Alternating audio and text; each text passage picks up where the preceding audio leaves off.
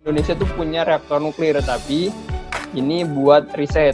Itu ada tiga bang. Di Serpong, ada di Jogja, ada di Bandung.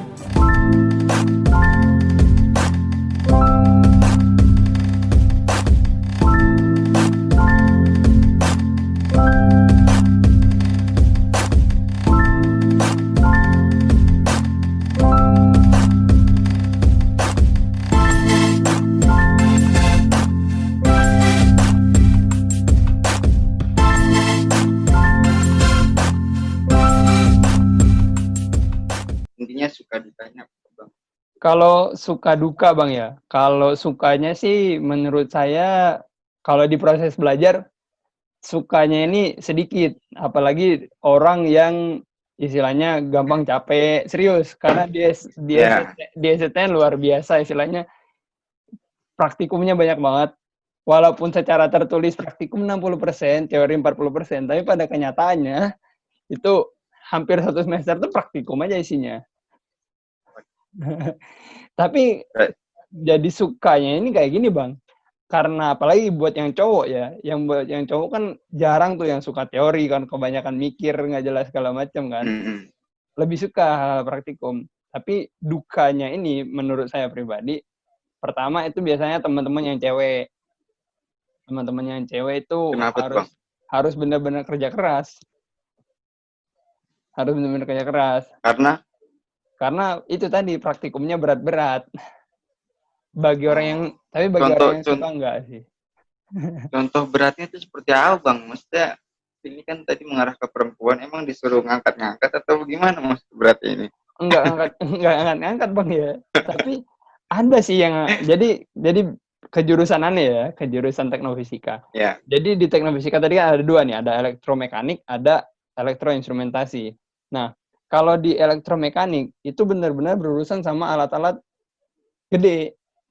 Kerjanya anak mekanik itu ya kayak bikin kerangka roller, terus kerangka, ya pokoknya model-model alat yang bentuknya nyata dan gede gitu kan. Terus berurusan sama pipa, ngurusin dimensi pipa yang bolong kan, teknologi nuklir kan dipakai juga buat ngecek kebolongan pipa yang cuma seujung jarum itu bisa.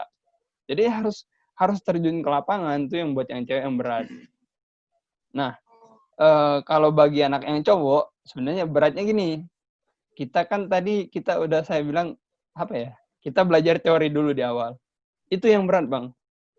Jadi kayak kita yang awalnya anak SMA gitu kan, santai-santai, slow, jebret ketemu materi yang kayak gini, ketemu di awal tuh ya ketemu kalkulus, ketemu elektronika, ketemu gambar teknik gitu kan.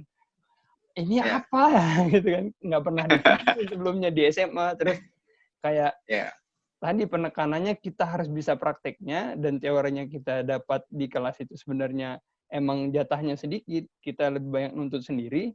Itu yang jadi beban sih, bukan beban, maksudnya tanggung jawab buat kita. Itu yang kadang kalau kita nggak bisa itu bener-bener ngerasa bingung di praktikum, aduh gimana ya gitu kan. Terus kayak ngerasa aduh di materi yang ini susah gitu kan. Nah, terus kalau bicara dukanya di kehidupan sedikit keluar kampus nih ya, anak STN itu karena yang Anda bilang tadi materinya padat, banyak praktikum, jadi kayak ngerjain laporan sampai malam, itu sedikit terbatasi sih buat keluar, buat kebanyakan nongkrong. Itu kalau banyak Suara ente nggak kedengeran nih bang. Cek. Masuk suara? Masuk nggak?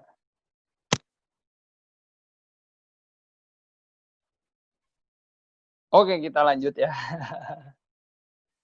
Ini dukanya buat itu ya, duka buat kehidupan luar kampus. Sebenarnya buat anak STN sendiri, itu bener-bener jadi tantangan buat kita berkembang di luar, Bang. Karena emang beban kuliah udah berat, ya bisa dibilang berat. Terus kayak kita kan tetap butuh sosialisasi sama orang, butuh soft skill, dan butuh terlibat. Ya itu, kadang kalau kita maksain jalan dua-duanya bareng, ya itu resikonya pasti di sisi akademis kita agak turun gitu. Contohnya Ane sendiri nih kemarin kayak ngurus organisasi kan kerasa itu bebannya, waduh. Itu sih kalau dukanya. Iya, kalau yang saya lihat gitu kan kemarin ente ngerjain banyak hal gitu kan, kayaknya ribet banget gitu kan, itu banyak banget hitung-hitungan kayaknya jurusan itu bang, rumus, hitung-hitungan, itu nggak sih bang? Iya, mau nggak mau sih bang, nggak bisa dihindari emang. Itu semua jurusan yang ada di kampus itu pasti ada tuh kayak gitu bang? Semua jurusan. Ya yang agak minim mungkin berarti anak elektromekanik sih, karena mereka lebih fokus ke istilahnya ke membuat sesuatu. Tapi tetap perhitungan tetap berat. Berarti nggak cocok ini buat orang-orang kayak saya nih bang, yang nggak bisa ngitung kecuali ngitung duit. Berarti luar biasa emang nih Bang Arya nih. Ini kampus ini berarti milik negara, lalu sekolah dinas atau bagaimana sih Bang? Nah, jadi semenjak SCTN itu dijadikan kampus buat umum, itu status kampus tetap di bawah Batan, Bang. Status kampus tetap di bawah Batan, tapi ini punya musababnya. Karena Indonesia sampai dengan saat ini teknologi nuklir itu belum masuk ke RUN, rencana punya lupa energi nasional pokoknya. Rencana energi nasional itu selalu di posisi ke-6 istilahnya. Jadi tetap yang diutamakan 5 besar kan. Jadi untuk Batan sendiri modelnya sekolah semi kedinasan, tapi bukan ikatan dinas. Tetap ketika kita mau jadi istilahnya jadi peneliti di Batan atau jadi abdi negara di Batan, kita tetap harus ikut tes CPNS-nya. Tapi ya balik lagi, saingannya ya kita-kita aja. Iya. Berarti ini kuliahnya, biaya kuliahnya itu bagaimana Bang? Nah, kalau biaya kuliah sendiri dari dulu sampai sekarang, SNM itu disubsidi. Bang. Disubsidi. Jadi buat gimana ya? Kalau saya komparasi ya, kalau Ani komparasi sama kampus teknik manapun di Indonesia, SNM itu SPP-nya UKT ya? Kalau kampus negeri lain bilang itu 2.500.000 per semester. 2.500.000 itu pun tiap semester kita dapat seragam, dapat tas, terus ada istilahnya uang jajan, uang pulsa lah per bulannya 50.000. Jadi per semester cashback-nya 300.000, terus dapat fasilitas itu tadi. Murah banget sih. Ya lumayan lah ya. Kan tapi sebenarnya lebih bagus lagi kalau dibiayain full gitu kan sama negara. Kayaknya karena kan spesial banget gitu loh, cuma ada 2 di Indonesia gitu kan, masa iya masih harus dibayar gitu kan, karena kan ya ini jurusan langka gitu loh, dan ini penting gitu kan untuk kemajuan bangsa apabila kita memiliki kemajuan dalam hal teknologi nuklir. Iya. Itu sih Bang, emang kalau kita belum bicara kebijakan ya, kalau kita belum masuk ke RUN tadi, rencana untuk unit energi nasional, itu belum masuk ke Renstra, rencana strategis negara, itu kita kayaknya belum bisa masuk ke sekolah kedinasan gitu. Cuman istilahnya tergantung juga sama kita kan istilahnya negara demokrasi ya. Semua kebijakan dipegang oleh orang eksekutif. Di sini sebenarnya secara langsung STN itu nggak punya yang namanya status kedinasan terus dibiayai sama negara. Tapi kalau kepala daerahnya punya kebijakan itu kayak Kalimantan Barat, Bangka Belitung, itu mahasiswa yang berasal dari sana itu semua SPP-nya terus Gitu Bang ya. Iya, uang bulanannya dibiayain daerah, Bang. Kalau Bang Arya gimana? Dibiayain dari Sumsel? Palembang belum, tapi alhamdulillah Ane sendiri dapat beasiswa dari kampus sih. Wih, mantap. dari ini ya, maksudnya dari sejak masuk awal itu emang sudah jalur beasiswa Bang berarti ya? Kalau Ane sendiri itu dapat beasiswa mulai semester 3 Bang. Jadi karena Sumsel nggak punya gitu kan, syaratnya buat kita dapat beasiswa kampus itu pertama poin akademis tetap IPK ya, dilihat dari IPK itu itu nggak harus 3,5 tapi minimal ya di atas rata-rata, terus prestasi kita di kampus, terus hal-hal lainnya kayak soft skill itu kan kita aktif di luar itu jadi bahan pertimbangan juga. Nanti ada tahap wawancaranya juga kayak gitu. Oke Bang, ini mungkin yang terakhir nih Bang ya. Apa sih tips dari Bang Aryan nih untuk teman-teman yang ingin kuliah di jurusan itu gitu kan, atau mungkin kalian lah mempromosikan tentang kampus dan jurusannya, tapi sekaligus juga menyampaikan gitu kepada masyarakat bahwa ya nuklir itu tidak seburuk yang dibayangkan oleh masyarakat saat ini. Jadi mungkin bisa disampaikan gitu Bang tentang itu. Silakan Bang. Jadi ini kesempatan yang selalu dicari sama anak STTN ketika punya ruang di publik. I know Bang, I know. Bicara buat ini.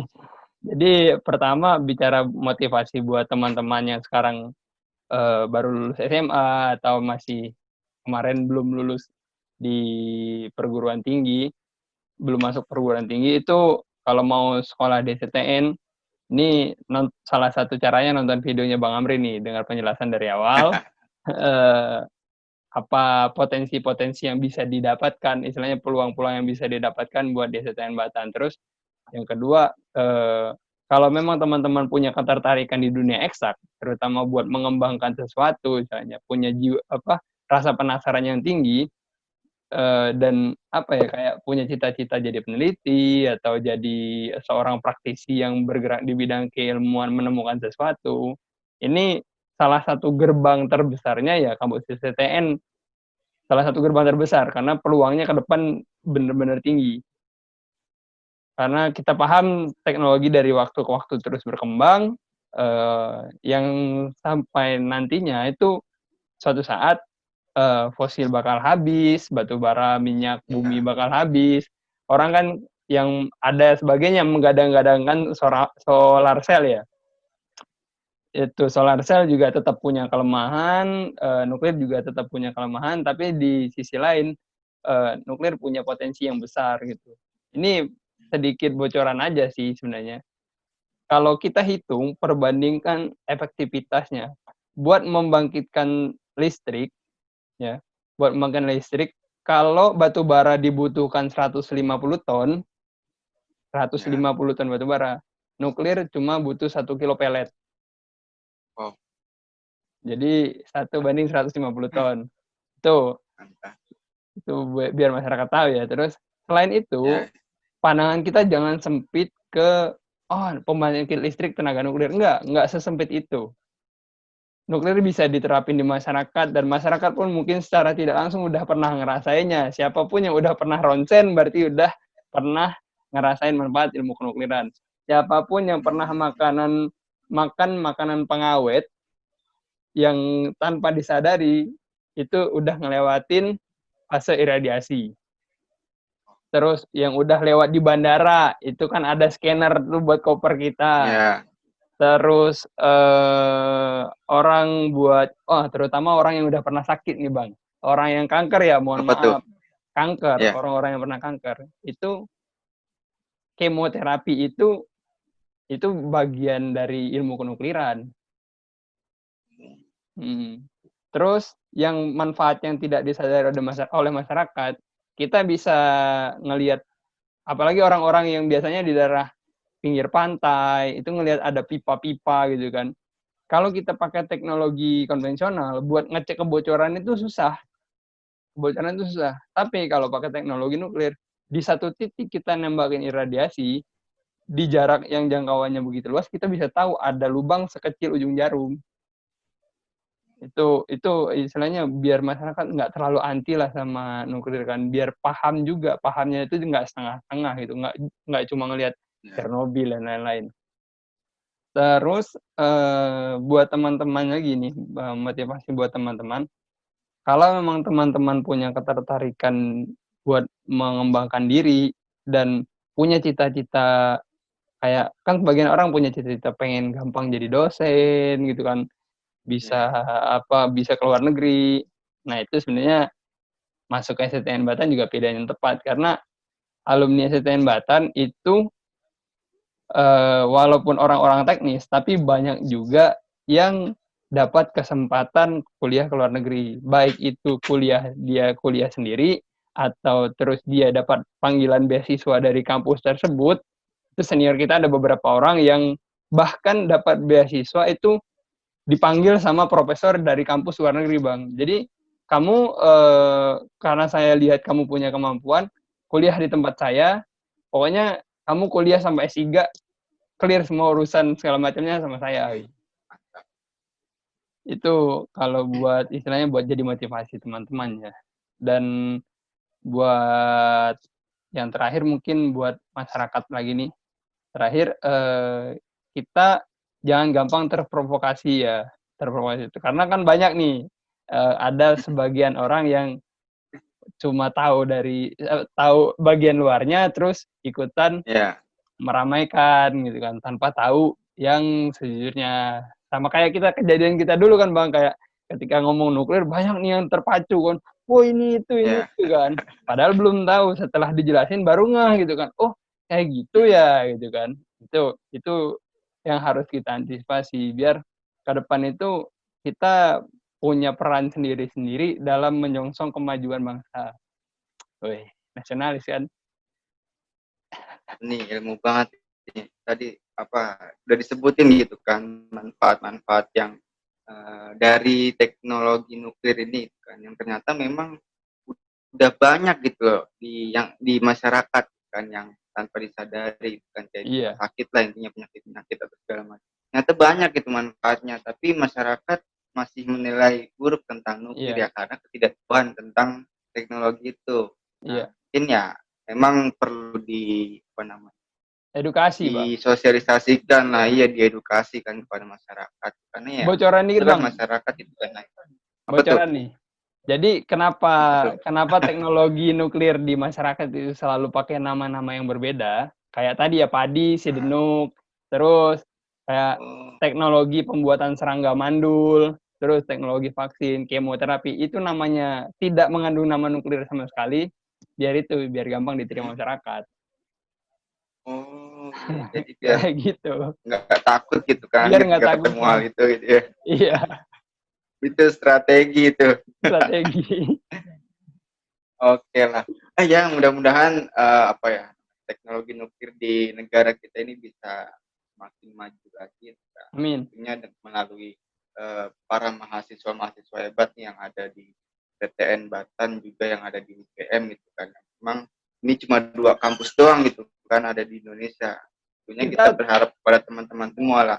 Kita tetap butuh orang-orang kayak Bang Amri, tapi tetap karena kebijakan di negara ini kan diambil sama pemangku kekuasaan,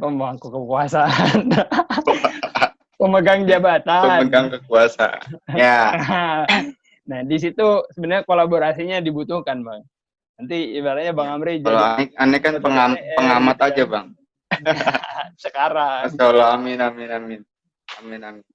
Ya, kita tetap pada peran kita masing-masing lah, melakukan yang terbaik. Oke, mungkin itu aja sih Bang ya, yang yang saya tanyain ke Bang Arya gitu kan. Terima kasih banyak nih atas ilmunya malam ini dan terima kasih banyak sudah mau meluangkan waktunya untuk bercerita dan sharing pada saya gitu kan dan teman-teman lainnya. Semoga dilancarkan nih tugas akhirnya ya Bang ya, lagi selesai kan ya. Bulan Juli sekitar target Bang. Bulan apa tuh? Bulan Juli. Bulan Juli terakhir. Mantap lah. Nanti kita wisuda online bareng kan. Iya nih, aduh kacau. Makasih juga ini sebelumnya udah diundang ke channelnya Bang Amri buat kembali menyuarakan tentang nuklir ke halayak luas. Saya senang banget karena jarang dapat forum kayak gini. Dan kalau di luar pun kayak kalau orang belum nanya, saya belum mau komentar banyak gitu kan. Karena itu tadi. Tapi mungkin kalau masuk dikit-dikit ke orang tuh mungkin pasti tertarik Bang. Buktinya saya aja tertarik gitu kan, baru dengar kita sedih tentang nuklir itu tertarik gitu kan. Ternyata ya tidak buruk yang dibayangkan. Iya. Nah, cuman belum mungkin bisa gitu kan lain kali dengan mengedukasi melalui seminar atau apa gitu kan ke masyarakat. Cuman ya kalau misalkan takutnya karena dipandang buruk yang datang sedikit atau bagaimana. Iya, benar Bang. Tapi ya ya udah intinya begitulah, semoga apa teknologi nuklir di Indonesia ini bisa semakin maju ke depannya. Tentunya harap kepada teman-teman mahasiswa yang ada di STTN Batam gitu ya. Iya. Oke, terima kasih Bang ya untuk malam ini. Iya, Jangan lupa jaga kesehatan Bang. Semoga dilancarkan segala urusannya, juga disehatkan terus Bang. Amin. Oke, mungkin terima kasih Bang ya. Ya, makasih banyak Bang. Ditutupnya. Assalamualaikum warahmatullahi wabarakatuh.